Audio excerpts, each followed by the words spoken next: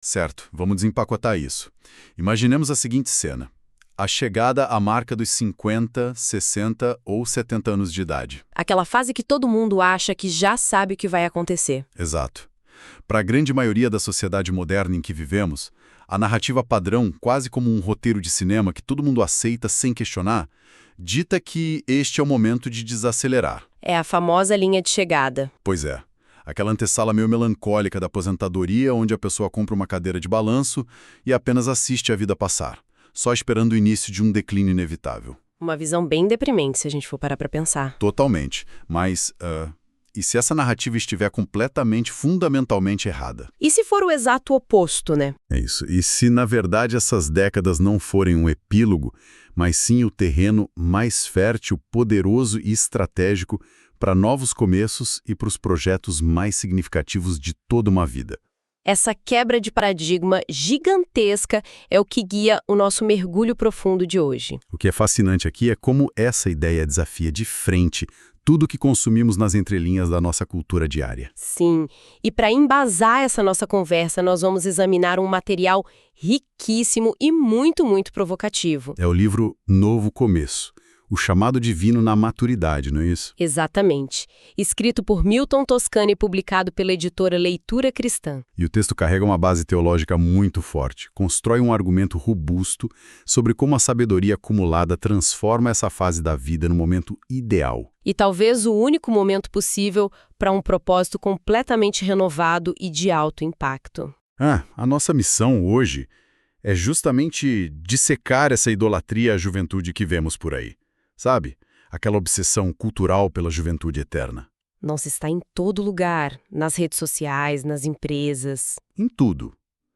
Vamos analisar esse material de forma bem objetiva, extraindo as ideias centrais, tanto da perspectiva espiritual, quanto dos conselhos puramente práticos que podem ser aplicados no dia a dia. A intenção é mostrar para quem nos ouve como a experiência de vida não é um peso na bagagem, mas sim um trampolim. Então, para quem já está cruzando essa ponte da maturidade, ou para quem, como todos nós, está caminhando inexoravelmente para lá, preparem-se. Porque há muita coisa para processar, com certeza. Se conectarmos isso ao quadro geral da nossa sociedade produtivista, a gente percebe que somos ensinados a medir o valor de alguém pela capacidade de produzir de forma frenética. Tipo uma máquina mesmo. Você só vale o quanto você entrega no final do mês. Exato. Logo, a maturidade é vista como o fim desse ciclo de utilidade. No entanto, o material propõe um giro de 180 graus. Uma mudança total de visão. Sim, porque a maturidade traz consigo um acervo de experiências, fracassos superados, conhecimentos técnicos, inteligência emocional que moldam o ser humano de maneiras muito profundas. A tese central é que a obra divina, na perspectiva apresentada, não impõe um limite de idade para a utilidade de alguém. Muito pelo contrário. Frequentemente é na maturidade que se atinge o verdadeiro auge da jornada. Mas vamos ser honestos sobre a realidade prática disso. É muito comum que ao chegar nessa fase, as pessoas batam de frente com um muro emocional fortíssimo. É o que o texto chama de crise de propósito. Isso. Pense na dinâmica familiar, por exemplo. Passa-se 20 e tantos anos em um estado de exaustão absoluta, criando os filhos, desejando ter apenas 5 minutos de paz e silêncio em casa. Só um cafezinho em silêncio, né? Pois é. E aí um dia, os filhos saem. A casa finalmente fica em silêncio. E em vez de alívio, bate aquele pavor existencial. O famoso ninho vazio. Exatamente. Junta-se a isso a aposentadoria ou a perda de entes queridos. De repente, os crachás e os papéis que definiam quem a pessoa era evaporam. E surge um abismo. Essa sensação de abismo é o cerne do problema. Quando os rótulos sociais caem, o crachá de diretor, o papel de mãe em tempo integral, o status de provedor incansável, a pergunta inevitável ecoa. Quem sou eu agora e para que eu sirvo? Perfeito. O que torna essa abordagem interessante é a mudança na lente pela qual se avalia essa crise. A tendência natural é encarar esse vazio como um sinal de que o prazo de validade expirou. Como se o jogo tivesse acabado. Exato. Mas a obra redireciona essa angústia, tratando-a como um catalisador, uma oportunidade rara e preciosa para realinhar a vida. Quando as distrações da meia-idade somem, abre-se espaço para valores mais profundos. E isso nos leva a uma distinção teológica que, olha, confesso, é um daqueles momentos de virada de chave. Um verdadeiro estalo, né? Total. Há uma separação muito clara no livro entre o que se chama de chamado eterno e a vocação individual. Trocando em miúdos, como isso funciona na prática para não parecer apenas um jargão religioso? É uma separação brilhante e muito libertadora. O chamado eterno, dentro da visão cristã analisada, é algo fixo e universal. Tipo uma base que não se move. Relacionamento contínuo com o Criador. Isso é a âncora do navio. Não muda, não importa se a pessoa tem 20 ou 85 anos. Tá, e a vocação individual? A grande sacada vem agora. Dentro desse chamado maior, existe a vocação individual. Essa vocação é a expressão prática de como alguém serve ao mundo ao seu redor. Entendi. E a vocação individual é altamente dinâmica. Ela precisa mudar. Na juventude, a vocação de alguém pode ser fundar uma empresa ou criar os filhos pequenos. E na maturidade? Na maturidade, não há uma data de expiração para essa utilidade, mas o formato muda. A vocação ganha contornos de mentoria, de estabilização de conflitos ou de liderança estratégica. Ou seja, perder aquele papel antigo, aquele crachá que a gente mencionou, não significa que o propósito acabou. Significa apenas que o projeto mudou de fase. Exatamente. O livro vira essa página de forma muito elegante. Mas olha, falar isso na teoria é lindo. Só que abraçar esse novo propósito esbarra em uma barreira cultural massiva. E o material não foge dessa briga. Estamos falando do etarismo. Ah, o etarismo! Um assunto super delicado e atual. Muito. É muito fácil dizer que a idade é um superpoder, mas vivemos em uma cultura que idolatra fundadores de startup de 22 anos de idade. E que acha que quem não domina a última rede social está obsoleto, né? Exato. É um campo de batalha cultural muito real. O preconceito relacionado à idade no mundo corporativo e social é esmagador. Quando a estética da juventude e a velocidade de inovação são os únicos deuses adorados por uma sociedade, quem tem cabelos brancos começa a internalizar uma falsa sensação de inutilidade. Esse é o perigo real, então. O etarismo externo se transforma em uma barreira interna. E isso, a pessoa passa a duvidar da própria relevância, anulando seu potencial antes mesmo de tentar responder a um novo desafio. E como se combate isso? Porque o texto traz dados e citações milenares para rebater essa narrativa. Tem uma citação direta de Provérbios 16:31, por exemplo. Sim, aquela que descreve os cabelos brancos como uma coroa de esplendor. Basicamente, um símbolo de autoridade e vivência. A narrativa interna de cada indivíduo precisa passar por uma reforma urgente, segundo o autor. Onde a juventude tem energia bruta e muita pressa, a maturidade entra com sabedoria, leitura de cenário e uma compreensão muito mais apurada sobre o que realmente move as pessoas. Exato, há uma substituição de atributos. A juventude tem o vigor físico, mas a maturidade possui o discernimento tático. Educação pessoal para que a pessoa não se auto-sabote. No entanto, há um obstáculo interno ainda mais sutil que o etarismo externo. Sério? Qual? A obra aborda isso com muita precisão. Durante 3, 4 décadas, o ser humano adulto é treinado implacavelmente para construir independência. Para não precisar de ninguém, pagar as próprias contas, resolver tudo sozinho. E o alerta feito aqui é que essa autossuficiência extrema, ao chegar na maturidade, se torna uma armadilha paralisante. E é aqui que a coisa fica realmente interessante. É o paradoxo absoluto da maturidade. Passamos a vida inteira tentando provar que somos fortes, independentes, que damos conta do recado sem pedir ajuda. E, de repente, a mensagem do livro é de que a verdadeira força agora vem de abraçar a fraqueza. Mas vamos bancar o advogado do diabo por um segundo.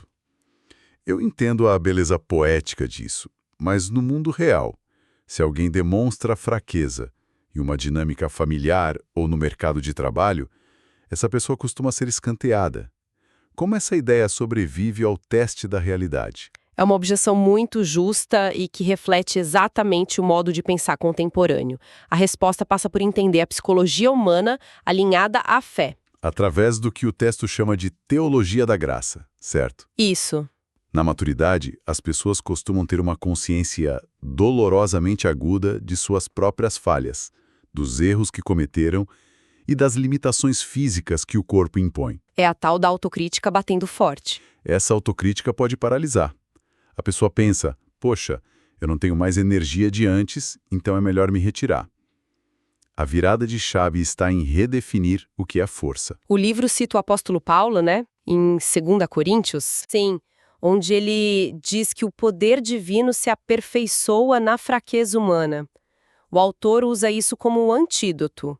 No mundo prático, abraçar a fraqueza não significa ser incompetente. Significa largar o complexo de super-herói. Exatamente. É o alívio psicológico de entender que a sua influência aos 60 ou 70 anos não vem de tentar controlar tudo e fazer tudo sozinho. Vem de saber delegar, de pedir ajuda à comunidade e de confiar que uma força maior sustenta o resultado final. É quase como se libertar da obrigação de ser o protagonista o tempo todo e passar a ser o diretor do filme. Nossa, essa analogia do diretor de filme é perfeita. E o que eu achei mais palpável no material de Milton Toscano é que ele não deixa isso apenas no campo filosófico. Há verdadeiros estudos de caso milenares dissecados ali. Os influenciadores da maturidade. Exatamente. E o primeiro grande exemplo é o de Moisés, que é chamado para liderar um êxodo gigantesco de uma nação inteira aos 80 anos de idade. Aos 80 anos. A narrativa de Moisés é desconstruída de forma genial no texto. Pense no cenário. Moisés estava há 40 anos cuidando de ovelhas no deserto de Midian. Ele era um homem que, pelos padrões de qualquer época, já estava confortavelmente aposentado. Vivendo uma vida super pacata, no meio do nada.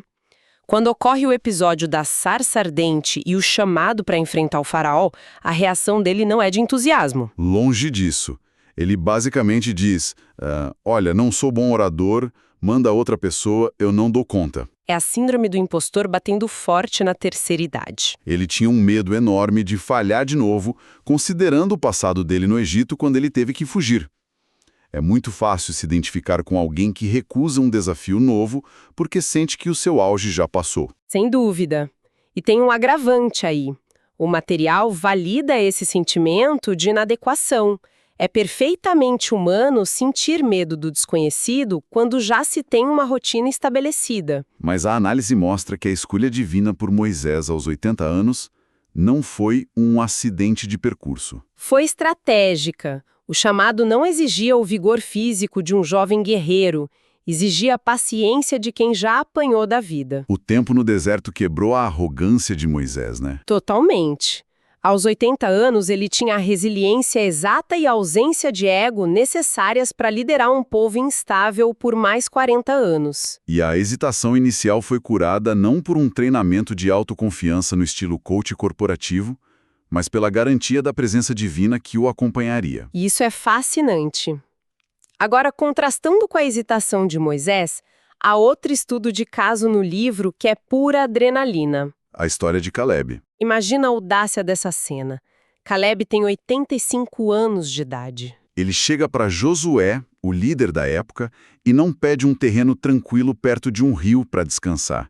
Ele exige a montanha que lhe tinha sido prometida 45 anos antes. Uma região habitada pelos Enaquins, literalmente conhecidos como gigantes. Ele bate no peito e diz que tem o mesmo vigor para a batalha que tinha 4 décadas atrás. É surreal. A figura de Caleb é o antídoto perfeito para a narrativa da resignação.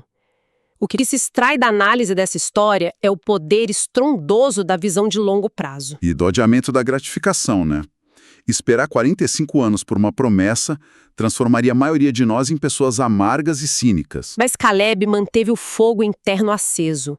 Ele se recusou a permitir que a sua idade cronológica ditasse o tamanho da sua ambição espiritual. Ele quis a montanha difícil, cheia de obstáculos. Porque ele entendia que a sua longa trajetória de fidelidade e fé era uma arma muito superior a qualquer força física que um jovem pudesse ter. Ok, nós temos Moisés derrubando impérios e Caleb conquistando montanhas de gigantes. Isso é ótimo se você tem essa energia bélica, aquela coisa épica. Mas a gente tem que pensar no outro lado também. Pois é. E quem nos escuta e pensa, meu mundo encolheu, minha mobilidade já não é a mesma, minha rede de contatos diminuiu, eu me sinto invisível. E é aqui que a genialidade da inclusão da profetisa Ana entra na discussão. O exemplo de Ana traz o equilíbrio necessário, mostrando que nem todo propósito envolve holofotes e grandes palcos. O texto nos apresenta Ana como uma viúva de 84 anos. Que passava seus dias em oração e jejum contínuos dentro do templo. Precisamos entender o contexto histórico aqui. Ser uma viúva idosa naquela época era ser o grupo demográfico mais vulnerável. Invisível e irrelevante para a sociedade da época. A tentação para o isolamento e a amargura era gigantesca. Mas ela subverte essa expectativa de inutilidade de uma forma incrível, não é? Ela não tinha um cargo executivo ou um exército, mas ela redirecionou aquele vazio, talvez até aquela solidão, para uma disciplina espiritual férrea. Exatamente o que o autor propõe. Ela encontrou uma vocação monumental no ministério da intercessão silenciosa. E o resultado dessa disciplina oculta foi que ela se tornou uma das primeiras pessoas na história a reconhecer o Messias recém-nascido. O material usa a vida de Ana para lembrar aos leitores que, numa era obcecada por visibilidade e redes sociais, o impacto silencioso de uma vida dedicada à oração contínua carrega um peso espiritual estrutural imensurável. A sabedoria não precisa gritar para ser poderosa. Uma frase perfeita para resumir a história dela. Certo, mas vamos voltar para a dureza do mundo físico por um instante.